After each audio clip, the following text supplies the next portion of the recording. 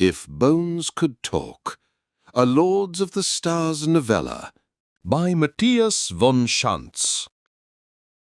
Chapter 5. 6 Hours Inside. Captain! First Mate Laura Bouchard took a firm grip on Captain Bolmar's right shoulder, trying to shake him out of his panicked state. "Captain, come back to us!" There was no response from the large Jurassian. Bouchard, floating behind the captain's back, grabbed his left shoulder as well in an attempt to rotate him around. As she did, she slowly turned in the opposite direction. Steadying herself against a protruding metal beam, she finally came face to face with her frightened superior. When she looked into his blank eyes, it was clear something within him was now missing. She tapped on his visor, but there was no visible response. She paused for a moment, considering how to handle the situation without causing more panic. Reluctantly, she activated the crew intercom. "This is First Mate Bouchard," she said into her microphone. "Captain Bolmar has been leading us for close to 6 hours now. He's tired, and I think we all could do with some rest. I want you in the back to hurry up, and then we'll continue into the next room ahead. When we get there, let's take a half-hour break."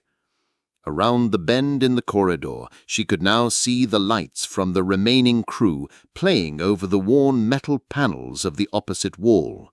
A few minutes later, they were all there. She rotated to face the bow of the ship again, activated her maneuvering thrusters, and continued to drift forward.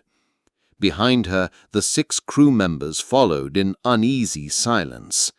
With a firm grip around the captain's waist, she slowly brought him along with her. The room they approached was mid-sized, perhaps 8 by 12 meters. First Mate Bouchard guessed it at once served as some kind of conference room. In the far corner, a large table was floating near the ceiling, and an assortment of narrow, tall chairs drifted about the chamber. Though dark and oppressive, like the rest of the age-old ship, it was as good a place as any to stop and rest. "All right, people," she said when they had all gathered inside the room. "Take 30 minutes. If anyone needs to replenish their oxygen, do so now. Estmarcourt has the spare canisters, so talk to her if you need to. Remember to drink and eat some of your suit biscuits too if you haven't already, and empty your waste bins." Most of the crew sat down, some on the floor or the walls, others on overturned furniture. A couple of them floated around, peeking into the corridors and rooms outside. First Mate Bouchard glided over to the captain, now seated with his back against the wall in the corner, directly below the hovering conference table. "How are you feeling, Look?" she asked, using the interpersonal comm setting. He looked up at her, still without saying a word. "Good," she thought, "at least he's reacting to my presence now." But his eyes were still blank. She checked his suit's oxygen and water levels, careful not to scare him in the process. Everything looked good, at least for the moment. "You should try to drink something, Captain," she prodded him. "We still have a long way to go." Slowly he nodded. It was the best she could hope for, Bouchard thought, as she glided over to their Keelar tech specialist to replenish her own oxygen supply. 30 minutes later, it was time to leave the relative safety of the conference room. With some trepidation, Bouchard started the roll call to prepare the crew for the next part of their journey. "Sue Wanarat. Ready, ma'am?" "Captain Balmar." "Yeah." The voice was tired, but he was there. That was all she could hope for right now. "Murray." There was no reply. "Tech Specialist Murray, please respond." Still no reply. The dread she had been feeling before the break was now slowly creeping back into the recesses of her mind. First Mate Bouchard rotated around the room, letting her flashlight illuminate all its dark corners, trying to chase the shadows away. but Murray was nowhere to be found. "All right, people," she commanded, knowing time might not be on their side. "Listen up. Pair up with your partners and fan out. Who saw her last?" There were a few seconds of silence before Marcourt spoke up. "She had some biscuits and then wanted to take a look at the next room. That was maybe 10 minutes ago." "She went alone?"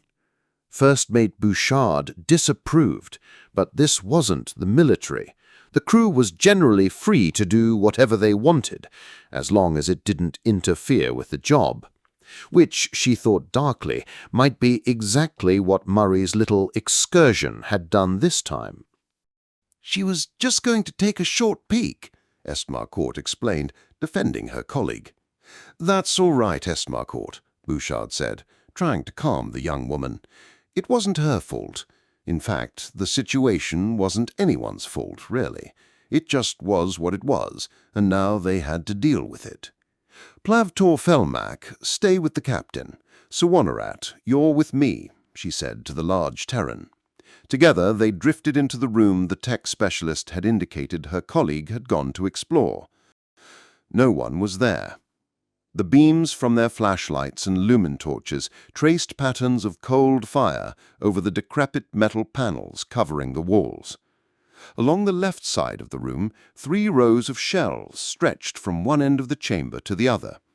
In the corners, broken pieces of metal had collected like high-tech dust bunnies, but there was no one alive in the room. "Let's—" Mission Specialist Sawonarat's voice trailed off as he drifted toward the right side of the gloomy space.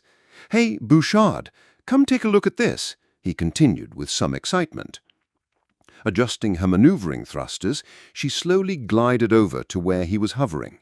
When she pointed her flashlight in the direction he was facing, she understood what the commotion was about. What they had thought was the opposite wall when they first entered the chamber turned out to be little more than a row of cabinets stretching across most of the width of the room. But at the far right of the row, the shadows and debris had hidden a passageway leading to another space further in. First Mate Bouchard resisted the urge to shout into the darkness. There was no air here. Her voice wouldn't carry farther on the radio just because she raised it. The comm system was digital. If the Reed-Solomon encoded audio packets could be recovered by tech specialist Murray's receiver, the sound would play back with perfect clarity, no matter the distance. If not, there would only be total silence to greet her lost crew member. Instead, she repeated her call in what she hoped was still a calm voice. "Tech Specialist Murray, this is First Mate Bouchard. Please respond." Still, the only sound the ether returned was a deafening silence. She looked at Sawonarat, who nodded in return. Slowly, he maneuvered into the black hole in the wall, careful not to rip his spacesuit on the protruding teeth of shredded metal littering the passageway. Bouchard followed, keeping her distance from the leading man, but always making sure she stayed within visual range of him. The Axis tunnel they glided through was narrow, restricting their movements, and had several sharp bends. At times, she was reminded of Captain Bulmar's experience when he was forced to face the darkness on the other side of the twisted corridor. She reminded herself not to fall into the same trap he had. Even when the angles of the tunnel put them on opposite sides of the bends, she could still see Sawonarat's flashlight dance across the narrow walls. "This is Tech Specialist Jody Murray to the crew of Peretti's Legacy. Come in." The voice that suddenly burst through the comm system filled First Mate Bouchard with a warm sense of relief. Though the fear of abandonment was audible in Murray's voice, she was alive. For now, that was all that mattered. "Jody, you're all right?" she asked. "Laura!" The apprehension in Murray's voice was quickly replaced with joy. "Yeah, I'm fine," she continued. "I just lost contact with you. It seems the walls in this room are built to shield it from radiation, including radio waves. I just wasn't certain which entrance I had used to get here, and didn't want to risk getting lost further into the wreck by taking a wrong turn trying to get back to you. So I decided to stay and try to re-establish contact with you instead." "That's good thinking," First Mate Bouchard commended the tech specialist. "Let's get you back to the rest of the team now." "I don't think so," Murray responded cryptically. When Suvanarat and Bouchard finally floated into the chamber where the tech specialist had disappeared, they both understood why. In the beams of their flashlights, the walls of the room glittered like luminous life forms on the walls of some alien cave. Everywhere they looked, gleaming pieces of gold and bronze-colored metal were interspersed with a multitude of gray cables. The far side of the room had been ripped open to space, letting the pinpoints of faraway stars shine through the large gap in the hull. For the first time in hours, their eyes saw a light other than the lumen torches and flashlights they had brought with them. And in the middle of the chamber floated tech specialist Murray, alive and well. "It's some sort of computer core," Murray said. "I can't say for sure yet, but there's too much electronics gathered in the same place for it to be a coincidence." A computer core, First Mate Bouchard thought. An alien computer core, made by an unknown race so advanced they had been flying across the stars for millennia. No matter what data it might contain, anything they could extract and bring with them before the Sungard took over would be worth millions on the black market. Billions, even. While mission specialist Suvanarat went back through the access tunnel to retrieve the rest of the crew, Murray and Bouchard stayed in the computer room, trying to identify the components they found there. Most of them were either too alien or too damaged to understand. But among the myriad of unidentifiable electronics, there were also rows upon rows of identical black boxes they felt confident were some kind of storage media. And the computer chips themselves looked eerily familiar in the alien environment. If you wanted to build logic circuits using nanoscale transistors, Bouchard thought, there probably weren't that many different ways to do it. When the rest of the team arrived, they all got busy tearing the place apart, looking for the most valuable artifacts. All except for Captain Balmar, who hovered in silence in the far corner of the room so as not to interfere with the crew's work. Half an hour later, tech specialist Murray drifted up to Bouchard with a look of disappointment on her face. "I can't get any of them to work," she said to the Peretti's Legacy's first mate. "I mean, I can't get them to work well enough to even begin probing their circuits. And if I can't probe them, I can't reverse engineer their storage protocols." It was, First Mate Bouchard thought, a disastrous turn of events. Still, the circuits might be worth something on their own, even if they couldn't retrieve any data from them. They had time enough. The spare oxygen would last for another 10 hours, give or take. She didn't want to give up this opportunity at the first setback they encountered. "Try again," she encouraged the tech specialist. "We might still find some chips that aren't damaged beyond repair. There must be thousands here." "No," Murray responded. "I'm sorry, I wasn't clear. The transistors in the chips are all fused. Literally, all of them. Some sort of electric surge that fried the circuits when whatever befell the ship happened," Bouchard suggested.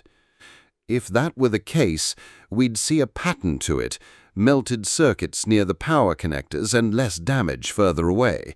But that's not the case here. And they're not melted, technically. They're fused, as if the atoms inside the chips have drifted apart, turning the sharp circuitry of the chips into a fuzzy mess, and it's all uniform. Every single chip I've looked at through the portable scanning electron microscope shows exactly the same defect." While they talked, Pluv Torfelmak had drifted up to the two women huddling together. "You're saying the transistors in the chips are uniformly fused?" he asked the tech specialist to confirm what he had heard over the radio. "Yes," Murray replied. "It's like they've melted, but not from the inside. More like, imagine you took an intricate snowflake, fresh from the winter snow, and compared it under a microscope to one that has been sitting out in the sun for a while. The larger structures would still be there, but all the fine details would have melted away." Plavtor Felmak was silent for a few seconds while the two women looked at him. "You have an idea?" First Mate Bouchard asked the ground sample specialist. "Maybe," he answered after some hesitation. "There's something I've been thinking about while we've been exploring the wreck. Let me take a few samples." The small Keelar man left the group and went over to his equipment, which was floating in a pile near the hull breach. Carefully, he scraped material from one of the salvaged computer chips and put it into his mass spectrometer. He hummed to himself when the first results started to show up on the little screen of the device. Minutes later, he had the full result of the analysis, and he started to punch numbers into his laptop. After a while, Plavtor Felmak paused and then did the same thing all over again. Too much was at stake here. Before reporting to the first mate, he had to be certain. But in the end, he had a result he was confident he could share with the rest of the crew. A result that would turn everything they knew about the universe upside down.